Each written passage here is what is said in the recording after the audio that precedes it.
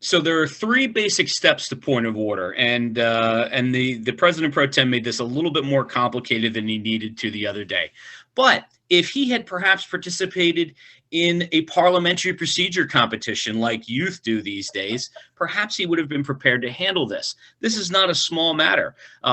The worst thing that could have happened, or one of the worst things that could have happened in the impeachment proceedings, would have been the perception that one side was attempting to railroad the other, or wasn't enforcing the rules correctly. Luckily, at least with this point of order from the president pro tem, that did not seem to happen. That quorum call, that little quick recess they took, seemed to allow them to kind of get figure out what to do, and then go forward and coach up the chair a little bit.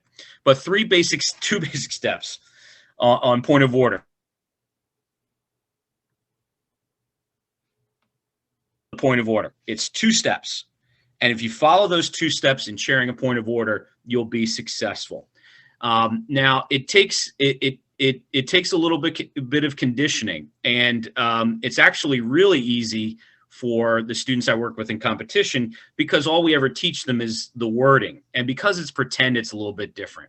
In a real point of order, what tends to happen is I think that the chair wants to try to explain in some cases, and that's not the time to do that. So the member raises a point of order, the chair rules on it, they provide some reasons, but we'll get to that in a second, and they provide direction.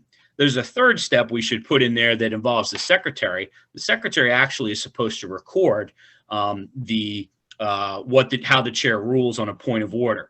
This is because this can actually be persuasive in future rulings. If you've applied the rule in one way, applying it similarly in the future is what you're supposed to do. So things that don't happen when a chair rules on a point of order. A member doesn't get to explain during the point of order why the chair has ruled incorrectly. That comes during an appeal and does not happen during a point of order. The chair cannot refuse to entertain a point of order. This is what started to happen the other day in the Senate. The chair didn't recognize it as a point of order or whatever. He thought the member was just trying to debate. He cannot refuse to entertain it unless it is dilatory. If it is dilatory, then the chair needs to explain that this member's been making points of order to slow things down, and the point of order will not be entertained for that reason. If it's not a point of order, the chair shouldn't say the member's thing is not a point of order and so it won't be heard. The chair should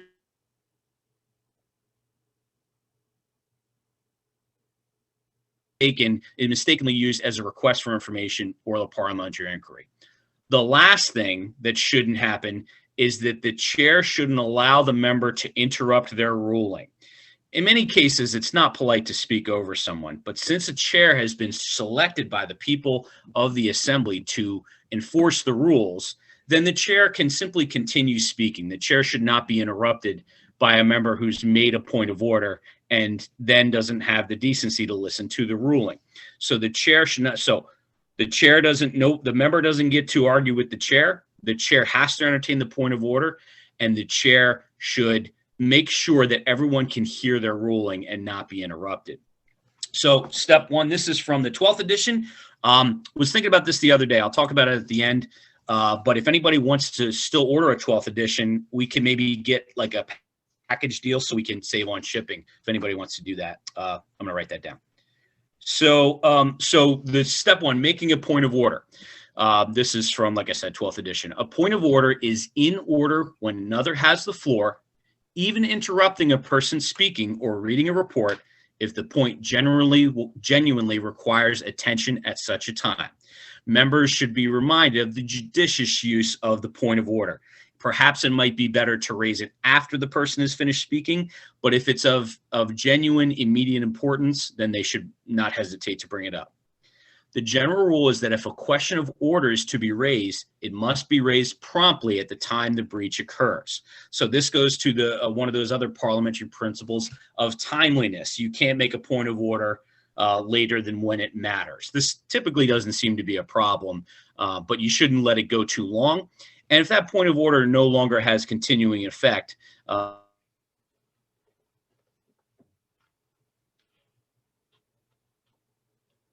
wordings that a member can use, and they can use it.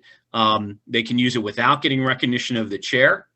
I rise to a point of order, very formal, and the member should rise to do that to draw attention to themselves. The more forceful and fun point of order with exclamation point, always a classic way to raise your point of order. This third one can be used if the person speaking is speaking in a way that does not follow the decorum or the rules of speech. The person can say, "Mr. President, I call the gentleman to order." Now, a lot of these might be something. What can happen is the chair may exercise some discretion over not necessarily, chairs don't want to correct people every time they do something wrong. So in many cases, a chair may allow speech to continue until the problem and it's continuing or they need to address it. But in this case, this is how a member can raise it. This is the exact thing that a member should state. The chair should listen to the member as they state their point of order and not interrupt them unless they begin to debate in some way and go beyond making the point of order. I make the point of order that, and the person should state very clearly what rule they believe has been broken.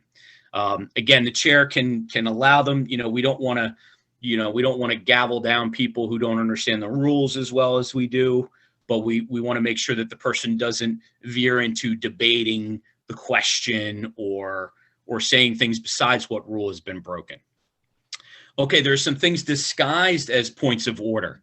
A parliamentary inquiry can sometimes, someone might say point of order, and then they'll make a parliamentary inquiry.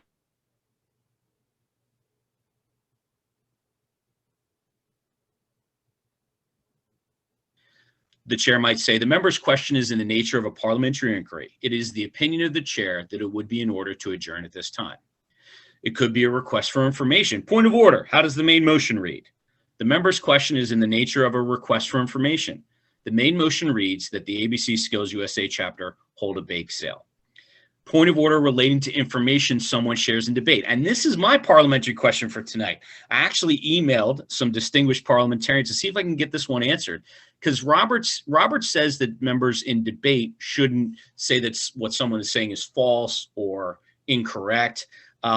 But it's not clear to me where the boundary lies on raising a point of order if something might obviously be false or if information might be slanderous to say. So that's something that maybe we can answer in parliamentary questions. Information. In this case, if someone says point of order, the chair should just gently steer them back to that this is a request of some sort. And they do that because a request is never a ruling. A point of order is a ruling, but a request is just, to gather information or give the chair's opinion. So the chair responses are straightforward. First off, the chair starts with one of two wordings, unless the chair, sometimes the chair might say, I'd like to confer with the parliamentarian, but if the chair answers right away, knows how to apply the rule, they say one of two things and they stick to these. Your point of order is well taken. This is if the member has brought up a rule that does need to be enforced. The chair finds that the member's debate is not germane. The member will confine her remarks to the present motion that the ABC Skills USA chapter will hold a bake sale. So, ruling on the point of order, reasoning, and the reasoning should be as factual and brief as possible. And then finally, the direction. The chair should always direct the person how to proceed, because it may be that the person speaking just didn't understand, and when it comes to germane debate, may have thought that they were still on topic, but they shouldn't do anything to try to embarrass that person if simple direction will bring them back the right way. Or if the point of order is not well taken, your point of order is not well taken, the chair does not find that the member's debate is not germane, the chair recognizes, and that's when the person can continue speaking. So those are the two wordings that a chair wants to use. The rationale comes after that. The chair has to make a decision before they start going into anything else. So making that decision, stating it clearly, or saying that they're going to confer with the parliamentarian or even put it to the assembly. It's another step we'll briefly to tell the chair why they were wrong. They don't get to do it during point of order. They get to do it by appealing the decision of the chair. And if the chair rules on the point of order and that member seeks the floor again and in their indignant rage begins to berate the chair, hopefully not, but tell them why they're wrong, the chair should calmly say, would the member like to appeal the decision of the chair? And that's all the chair has to say. The chair doesn't need to explain any further. The chair doesn't need to respond to the things that the person is saying. The chair has made their ruling. If the person would like to appeal it, they may. That puts it in that person's court to say either yes or no. It keeps the business moving. And then we'll talk about appeals much, much later. The chair, if the chair is not really certain, maybe they're not certain if an amendment is germane, maybe they're not certain if something's in order, although they don't want to do this too much, they do want to demonstrate their knowledge, it's okay every now and then for the chair to put the point of order to the assembly. And this can be debatable depending on the situation. If an appeal would be debatable, then this one is debatable too. And finally, the chair, knowing that the parliamentarian is there to assist them. Sometimes chairing can be an adrenaline-raising situation too. That parliamentarian is sitting there calmly to the side, keeping her eye on the book to, help the chair out in that situation. So the chair can have members stand at ease while she consults the parliamentarian to return a ruling. But once the chair has that ruling from the parliamentarian, they should take ownership of it and say the point of order is well taken or the point of order is not well taken. So why I think this is my last slide. Yeah. Why do we say all this? Smooth, confident wording and chairing will discourage members from challenging you unnecessarily. And members are like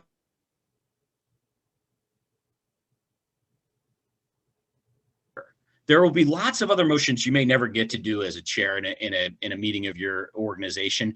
But chances are, if somebody knows a little bit of parliamentary procedure, they know how to use a point of order. And if they're using it to challenge you, you want to come through that test looking confident and competent. Not engaging in debate with the member will keep it impersonal, which is important, and will reinforce that a point of order is not debatable. An appeal is, but not a point of order. Confidence in carrying out the process of appeal, which we'll talk about later, will allow the chair to fall back on the assembly's interpretation of the rules. Perhaps the chair hasn't ruled correctly. If the member really wants to try to appeal it, the membership of the organization can decide. And the last thing you need to remember, if you are chosen to chair your meeting, whether you've been elected to the office of president or vice president and you typically chair the meetings, or if you've just ended up in that situation where the president and vice president can't make the meeting, and who are you going to call when you need someone to chair? The member of the National Association of Parliamentarians. If they have chosen you to interpret and enforce the rules, then you need to own that and make sure that you do enforce the rules. Show competence and confidence by being able to chair through points of order.